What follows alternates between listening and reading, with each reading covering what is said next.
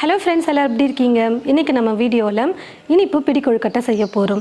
ரொம்ப ஈஸியாக வீட்டில் நம்ம சூப்பராக எல்லாருக்கும் ரொம்ப பிடிக்கக்கூடிய வகையில் செய்யக்கூடிய ஒரு ஸ்நாக் தான் இது. அதாவது நிறைய பேர் எண்ணெயில் பொரிக்காமல் இருக்கிற மாதிரி ஒரு ஸ்நாக்ஸ் போடுங்கன்னு சொல்லி கேட்டிருந்தீங்க. அதனால் இன்றைக்கி நம்ம வேக வைக்க போகிறோம் இட்லி பாத்திரத்தில். அந்த மாதிரி ஒரு ரெசிபி தான் பண்ண போகிறோம். வாங்க, ரொம்ப ஹெல்த்தியான ஒரு இனிப்பு பிடி கொழுக்கட்டை எப்படி செய்கிறதுன்னு பார்க்கலாம். கடலைப்பருப்பு பார்த்தீங்கன்னா தண்ணியில் 1 மணி நேரம் இல்லைனா 2 மணி நேரத்துக்கு நல்லா நீங்கள் ஊற வச்சு எடுத்துக்கோங்க. நான் 4 ஸ்பூன் அளவுக்கு கடலைப்பருப்பை தண்ணியில் 1 மணி நேரத்துக்கு நல்லா ஊற வச்சு எடுத்துக்கிட்டேன். அதாவது பருப்பு எடுத்து நம்ம சும்மா அப்படி இது பண்ணோம்னா உடைச்சோம்னா 2ஆக உடையணும். அந்த அளவுக்கு நல்லா 1 மணி நேரமோ இல்லை 2 மணி நேரமோ தண்ணியில் ஊற வச்சு எடுத்துக்கோங்க. அப்போ தான் சீக்கிரமாக வெந்து வரும். இப்போ ஒரு கடாய் இல்லைனா ஒரு பாத்திரம் எடுத்துக்கோங்க. நான் இப்போ கடாய் தான் எடுத்திருக்கேன். இந்த கடாயில் 1/4 லிட்டர் அளவுக்கு தண்ணி சேர்த்துக்கிறேன். கூடவே ஊற வச்சு எடுத்து வச்சுருக்கிற இந்த கடலைப்பருப்பை சேர்த்துக்கிறேன். இப்போ ஸ்டவ்வை பற்ற வச்சுக்கிட்டு பருப்பை வேக வச்சுக்கிறேன். கையில் எடுத்து நம்ம மசிச்சோம்னா மசிகிற அளவுக்கு பருப்பு வேகணும். நல்லா வெந்து வரட்டும். கடலைப்பருப்பு பார்த்திங்கன்னா நல்லா வெந்து வந்துருச்சு. சேர்த்துருந்த தண்ணியும் பார்த்திங்கன்னா ட்ரை ஆகிடுச்சு. கொஞ்சம் லைட்டாக தான் இருக்குது. நம்ம 1/4 லிட்டர் தண்ணி சேர்த்துருந்தோம். அந்த தண்ணியிலே நல்லா பருப்பு வெந்து வந்துருச்சு. ரொம்ப குழையக்கூடாது, முழுசாக இருக்கணும். ஆனால் கடலைப்பருப்பு பார்த்திங்கன்னா வெந்திருக்கணும். இந்த மாதிரி இதுதான் கரெக்டான கன்சிஸ்டன்சி. 1 கப் வெல்லம் இடித்து எடுத்து வச்சுருக்கேன். இந்த வெல்லத்தை இப்போ ஒரு பாத்திரத்தில் சேர்த்துக்கிறேன். வெல்லம் கரையிறதுக்காக மட்டும் ஒரு 1/4 கப் அளவுக்கு தண்ணி சேர்த்துக்கிட்டால் போதும். வெல்லத்தில் பார்த்திங்கன்னா தூசி கல் எல்லாம் அதிகமாக இருக்குங்கிறதுனால நம்ம முதல்ல வெல்லத்தை கரைச்சிட்டு அதுக்கப்புறமா வடிகட்டி நம்ம யூஸ் பண்ணிக்கலாம். பாருங்கள் ஃப்ரெண்ட்ஸ், வெல்லம் நல்லா கரைஞ்சி வந்துருச்சு. இப்போ நான் ஸ்டவ் ஆஃப் பண்ணிக்கிறேன். கரைச்சி வச்சுருந்த வெள்ளை கரைசலை வடிகட்டி எடுத்து வச்சுருக்கேன். அளந்ததில் பார்த்தீங்கன்னா வெள்ளை கரைசல் 1 கப் அளவுக்கு வந்திருக்கு. இப்போது நம்ம கடாயில் வேக வச்சோம் பார்த்தீங்களா கடலைப்பருப்பு, அந்த கடாயிலேயே இப்போது வடிகட்டி எடுத்து வச்சுருக்கிற இந்த 1 கப் வெள்ளை கரைசலையும் சேர்த்துக்கிறேன். 1 கப் தண்ணி சேர்த்துக்கிறேன். மொத்தமாக தண்ணியோட அளவு பார்த்தீங்கன்னா 2 கப் அளவு இருக்கணும். நான் வெள்ளை கரைசல் 1 கப், தண்ணி 1 கப் எடுத்துக்கிட்டேன். சரியாக 2 கப் அளவுக்கு நான் தண்ணி எடுத்தாச்சு.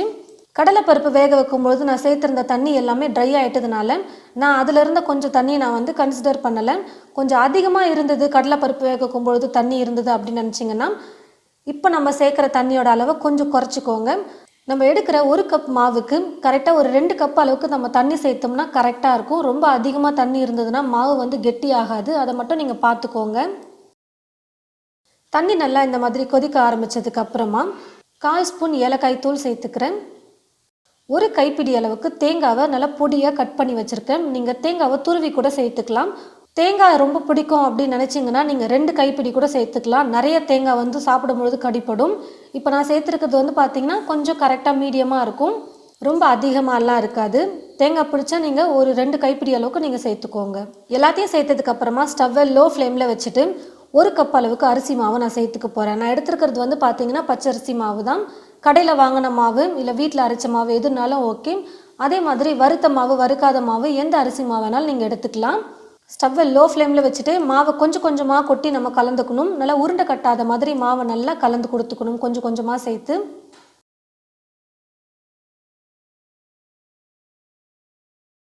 பாருங்கள் ஃப்ரெண்ட்ஸ், மாவு நல்லா இந்த மாதிரி கெட்டியானதுக்கப்புறமா ஸ்டவ் ஆஃப் பண்ணிக்கலாம்.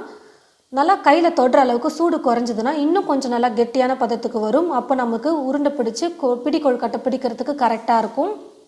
பாருங்கள் ஃப்ரெண்ட்ஸ், கையில் தொடுற அளவுக்கு சூடு நல்லா குறைஞ்சிருச்சு. இப்போ மாவை கொஞ்சம் கொஞ்சமாக எடுத்து உருண்டை பண்ணி பிடி கொழுக்கட்டையாக பிடிச்சி எடுத்துக்கலாம். ரொம்ப இலக்கமாக இருந்துச்சுன்னா நமக்கு பிடி கொழுக்கட்டை மாதிரி பிடிக்க முடியாது. மாவு இலகிட்டே போயிட்டுருக்கும். கொஞ்சம் மாவு லைட்டாக கையில் ஒட்டுற மாதிரி இருந்ததுன்னா லைட்டாக எண்ணெயை கையில் தொட்டுக்கிட்டு நீங்கள் பிடி கொழுக்கட்டையை பிடிச்சி வச்சுக்கோங்க.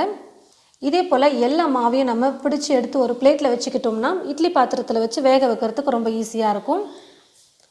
இப்போ ஒரு இட்லி தட்டை எடுத்துக்கிட்டு இந்த இட்லி தட்டில் கொஞ்சமாக எண்ணெயை தடவிக்கலாம். நம்ம வைக்கிற கொழுக்கட்டை பார்த்திங்கன்னா ஒட்டாமல் இருக்கிறதுக்காக வெந்ததுக்கப்புறம் எடுக்கும்போது தட்டிலே ஒட்டக்கூடாது பாருங்கள். அதுக்காக எண்ணெயை லைட்டாக தடவிக்கலாம். எண்ணெய்க்கு பதிலாக நீங்கள் இட்லி துணி போட்டு கூட நீங்கள் வச்சுக்கலாம். அது உங்களோட விருப்பம்தான். இப்போ பிடிச்சி வச்சுருந்த எல்லா கொழுக்கட்டை மாவையும் தட்டில் வச்சாச்சு. இட்லி பாத்திரத்தில் தண்ணியும் ஊற்றி வச்சுட்டேன். தண்ணி நல்லா கொதிச்சதுக்கப்புறமா இந்த தட்டை நீங்கள் இட்லி பாத்திரத்துக்குள்ளே வச்சு வேக வைக்கணும். மேலே ஒரு மூடி போட்டு மூடிட்டு ஒரு 10லேருந்து 15 நிமிஷம் குக் பண்ணிக்கிட்டால் போதும். ரொம்ப நேரம் குக் பண்ண வேணாம். ஏற்கனவே ஓரளவுக்கு வெந்த மாவு தான் இது. அதனால் ரொம்ப நேரம் குக் பண்ண வேணாம். நல்லா வேகட்டும். பாருங்கள் ஃப்ரெண்ட்ஸ், நான் 15 நிமிஷத்துக்கு குக் பண்ணிக்கிட்டேன். கொழுக்கட்டை நல்லா வெந்து வந்துருச்சு. கொஞ்சம் லைட்டாக நீங்கள் கையில் தண்ணியை தொட்டுக்கிட்டு கொழுக்கட்டையை தொட்டு பாருங்கள். ஒட்டாமல் வந்துச்சுன்னா கொழுக்கட்டை நல்லா வெந்திருக்குன்னு அர்த்தம். கையில் லைட்டாக ஒட்டுற மாதிரி இருந்தால் இன்னும் வேகலை அப்படின்னு அர்த்தம். வேகலைன்னா கொஞ்சம் நேரம் இன்னும் எக்ஸ்ட்ரா நீங்கள் குக் பண்ணிக்கலாம். இப்போ நான் ஸ்டவ் ஆஃப் பண்ணிடுறேன். கொழுக்கட்டை வந்து பார்த்திங்கன்னா நல்லா ஒட்டாமல் வந்திருக்கு. நல்லா சூப்பராக பூ போல் வெந்து வந்திருக்கு. நல்ல ஒரு ஹெல்த்தியான ஸ்நாக் ரெசிபி ரெடி பண்ணியிருக்கும். ஸ்வீட் சாப்பிட்ணுன்னு நினைக்கிறவங்களுக்கு இந்த மாதிரி நீங்கள் ஆவியில் வேக வச்ச பொருளை நீங்கள் செஞ்சு கொடுத்தீங்கன்னா ரொம்பவே விரும்பி சாப்பிடுவாங்க. உடம்புக்கு ரொம்ப ஆரோக்கியமாகவும் இருக்கும். எவ்வளோ நல்லா சாஃப்டாக வந்திருக்கு பாருங்கள். கொழுக்கட்டை அப்படியே பூ மாதிரி இருக்குது. சாப்பிடவே அவ்வளோ சூப்பராக இருக்கும். 2-3 கொழுக்கட்டை சாப்பிட்றவங்க கூட இந்த மாதிரி நீங்கள் செஞ்சு கொடுத்தீங்கன்னா 5-6 கொழுக்கட்டை கூட சாப்பிடுவாங்க. அவ்வளோ சூப்பராக வந்திருக்கு இந்த இனிப்பு பிடி கொழுக்கட்டை. நிறைய பேர் என்கிட்ட கேட்டிருந்த விஷயம் என்னென்னு பார்த்தீங்கன்னா, எண்ணெயில் பொரிக்காமல் நல்லா ஹெல்த்தியாக ஒரு ஸ்நாக் ரெசிபி போடுங்க அப்படின்னு சொல்லி கேட்டிருந்தீங்க. அவங்களுக்கெல்லாம் இந்த வீடியோ வந்து ரொம்பவே யூஸ்ஃபுல்லாக இருக்கும்னு நினைக்கிறேன். கண்டிப்பாக இப்போ எல்லாருமே வீட்டில் இருக்கிற சமயத்தில் இந்த மாதிரி ஸ்நாக் நீங்கள் உங்களோட வீட்டில் இருக்கிறவங்களுக்கு செஞ்சு கொடுங்க. எல்லாருமே ரொம்ப விரும்பி சாப்பிடுவாங்க. நீங்களும் இது போல் உங்களோட வீட்டில் இந்த ஸ்நாக் ட்ரை பண்ணி பார்த்துட்டு எப்படி இருக்குன்னு மறக்காமல் கமெண்ட் பாக்ஸில் வந்து கமெண்ட் பண்ணுங்கள். இந்த வீடியோவை மற்றவங்களுக்கும் ஷேர் பண்ணுங்கள். இது போல் நிறைய ரெசிபிஸ் பார்க்க தமிழ் ஃபுட் மசாலா சேனலை மறக்காமல் சப்ஸ்கிரைப் பண்ணிக்கோங்க. கூடவே பக்கத்தில் இருக்கிற பெல் ஐக்கானை கிளிக் பண்ண மறந்துடாதீங்க. தேங்க்யூ.